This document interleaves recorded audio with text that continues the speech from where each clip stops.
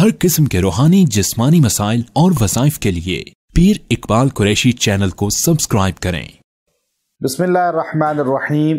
رمضان المبارک کی پہلے شب جمعہ وہ نہایت ہی اہمیت کی حامل ہے۔ ہر شب جمعہ بڑی مقدس ہوتی ہے، لیکن رمضان کی شب جمعہ جب آتی ہے تو اس شب جمعہ کو بہت ہی افادیت حاصل ہوتی ہے۔ اس شب جمعہ میں دعائیں کرنے سے دعائیں مقبول ہوتی ہیں، عبادت کرنے سے عبادت میں انہماک پیدا ہوتا ہے۔ اللہ انسان کی دعاؤں کو رد نہیں کرتے۔ یاد رکھیں، رمضان کی کوئی بھی شب جمعہ جو جمعے کے دن سے پہلے رات آتی ہے اس کو ضائع نہ کریں، اس رات میں عبادت کریں۔ غالب گمان یہ ہوتا ہے، ابن عربی رحمۃ اللہ علیہ نے لکھا کہ رمضان کی شب جمعہ میں لیلۃ القدر ہوتی ہے۔ تو شب جمعہ کا خاص عمل دے رہا ہوں، اگر آپ نے یہ عمل مجرب کر لیا رمضان کی شب جمعہ میں، پہلی شب جمعہ میں، اللہ تبارک و تعالی آپ کو دو نعمتیں عطا فرمائے گا۔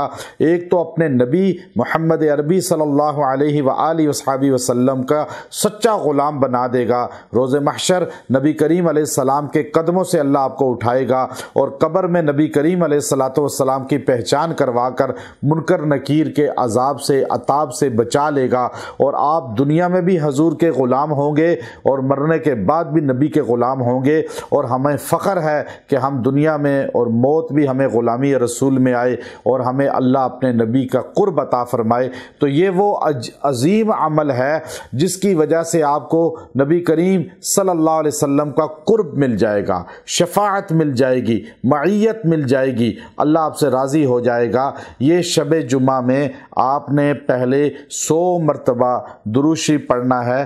کوئی بھی درود شریف پڑھ لیں، وہ 100 مرتبہ پڑھنے کے بعد آپ نے آل عمران سورت کی آیت نمبر 53، یہ آپ نے ربنا آمنا بما انزلت واتبعنا الرسول فاکتبنا مع الشاہدین، یہ دعا آپ نے 41 مرتبہ پڑھنی ہے۔ 100 مرتبہ درود شریف پڑھ کے 41 بار یہ دعا پڑھیں اور پھر آپ دعا کریں، آپ کی جو مراد ہوگی پوری ہو جائے گی، جو حاجت ہوگی پوری ہو جائے گی۔ اللہ تبارک و تعالی آپ کی دعاؤں میں تاثیر پیدا کر دے گا، اور سب سے بڑی نعمت کہ غلامی رسول عطا ہو جائے گی۔ اللہ اپنے نبی کے غلاموں میں آپ کو لکھ دے گا، آپ کو شفاعت رسول واجب ہوگی، آپ کو نبی کریم صلی اللہ علیہ وسلم کا قرب ملے گا، آخرت میں دنیا میں زیارت کی توفیق ملے گی، حضور کی زیارت ملے گی، حضور کے روضے کی حاضری ملے گی۔ وآخر دعوانا ان الحمد للہ رب العالمین۔